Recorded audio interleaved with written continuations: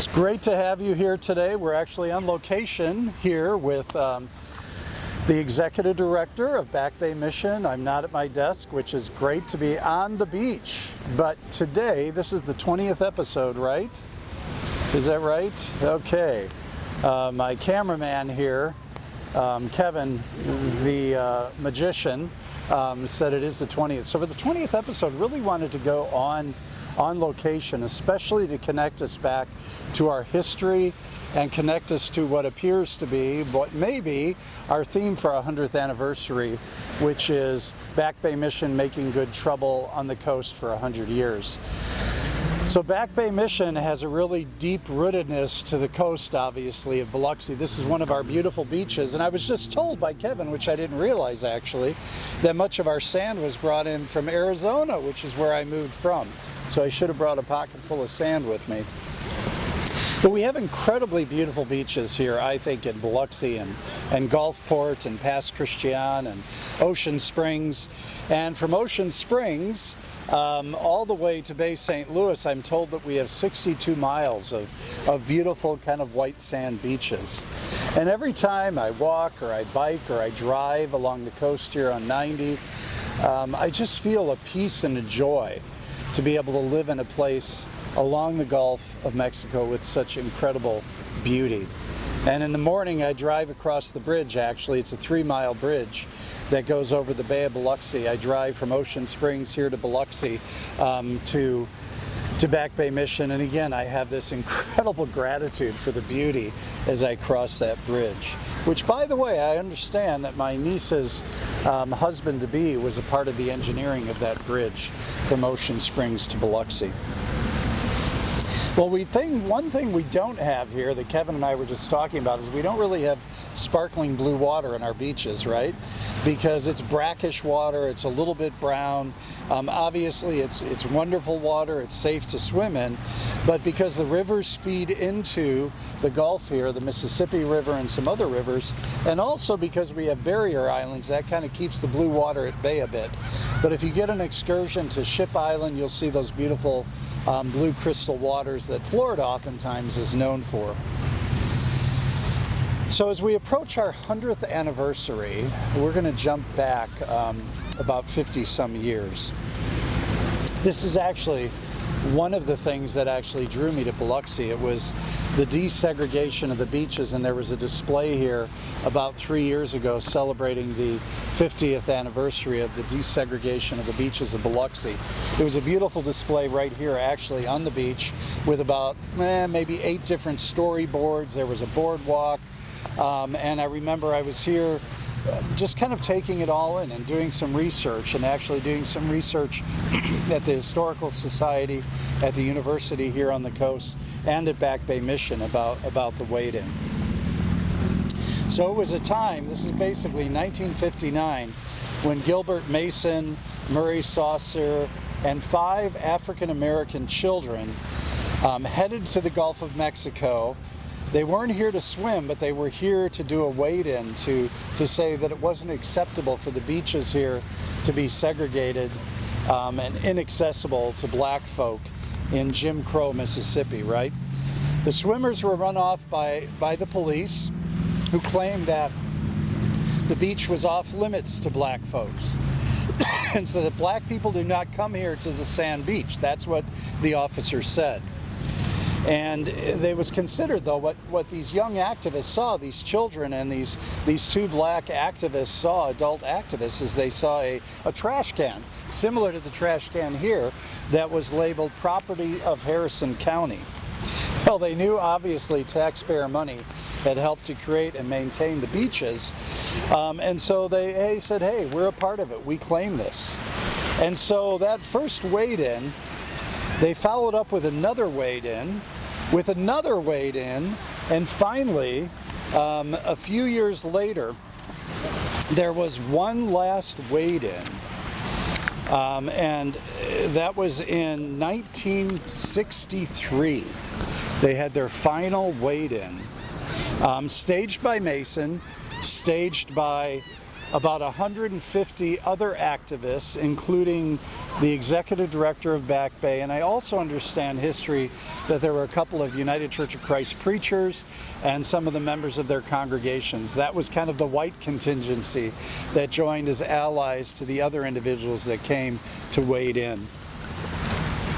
This time, though, there were over 200 white protesters that were there, and there were only about 150 waders, and there were 71 individuals who were arrested for trespassing. So mind you, that's 1963.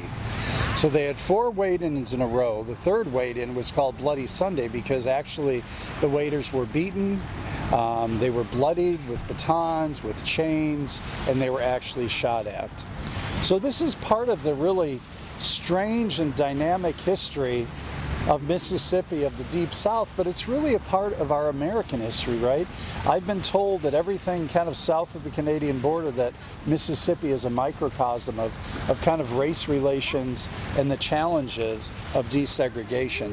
It's just that it may have been a bit more overt here in Mississippi, because we had desegregated beaches all over the country, in the north, in the south, in Florida, in Alabama, in New Orleans, right?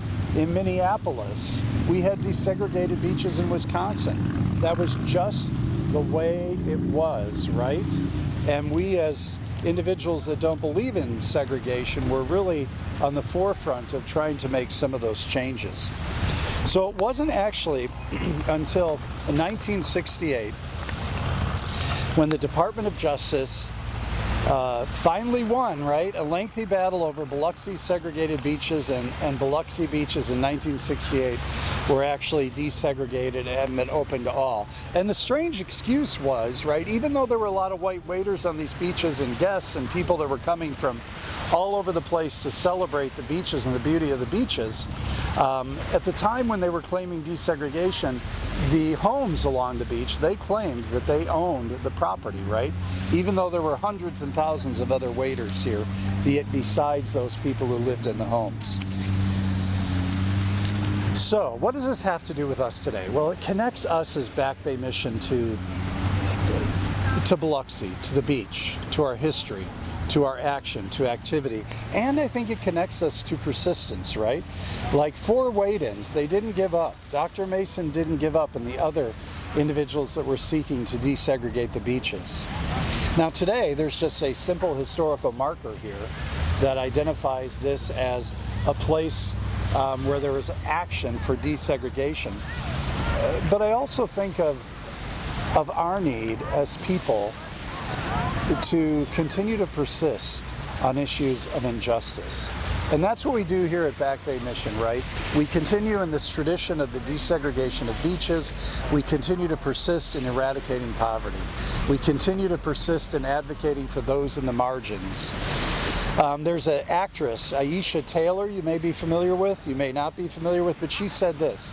She said, "Success is not the absence of failure, it's the persistence through failure." I think about those first 3 attempts, right? The third attempt where they were pretty brutally beaten, those activists who were trying to desegregate. You could say those were failures, right? You could say that was really a failure. From 63 and not till 68 did they desegregate, but they persisted. They persisted through what seemed to be failures, and that was where success was. It kind of reminds me of a popular phrase from about 2017. You may remember this. And I put air quotes around this, right? Nevertheless, she persisted. Nevertheless, she persisted. It was adopted by the feminist movement or the womanist movement here in the United States in 2017 when the Senate voted to require Elizabeth Warren to stop speaking during the confirmation of Senator Jeff Sessions as U.S. Attorney General. You may remember, she persisted. She kept on. She wouldn't let go and she wouldn't let up. And so we came up with all sorts of amazing hashtags. I know I have a shirt, I should have worn it today, a t-shirt that says hashtag She Persisted. So Back Bay Mission continues to make good trouble on the coast of Mississippi as we seek to eradicate poverty and homelessness. Reminds me of a song that we Used to sing at Living Table United Church of Christ and First Church United Church of Christ back in Phoenix, where I was the senior pastor. And the name of the song was Bambalela. And it was a beautiful song that was written in South Africa during the height of the AIDS pandemic. And the words go, Bambalela, Bambalela, never give up, hold on, never give up. And so we never give up. We continue to persist. We continue to make good trouble on the coast. And we're even going to ramp up our advocacy, right, for those who live in the margins, for the poor, for the unsheltered, for those who are at risk of becoming homeless. And we invite you to come down and participate, right? Educate yourself around poverty, around the civil rights movement, around what it means to persist, and persist again, to keep on keeping on, to never give up, to hold on until finally we experience justice, we experience equity, and we experience the kind of America that we believe we've been promised, right? Where there's a place for all, where there's equity and justice for all, where there's liberty for all, where there's health care for all, there's shelter for everybody, there's health care for everybody, and there's peace, and there's love, and there's goodness for everyone. And that's what we seek at Back Bay Mission. That's what we seek for you. Pray for us, continue to give to us, especially as we move toward our 100th anniversary. We are excited to continue to share these beautiful stories of persistence, of equity, of justice.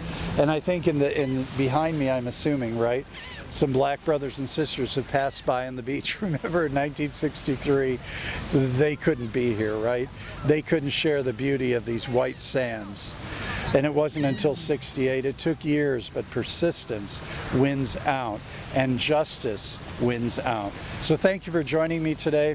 I invite you to click in again on Wednesday and to watch another episode where our case managers and others in our community talk, and join me again next Monday. So we're grateful for you. We're grateful for you tuning in. We ask that you share this and pass it on with other people, because it's a part of our human history, and it's a part of our history at Back Bay Mission. So thank you.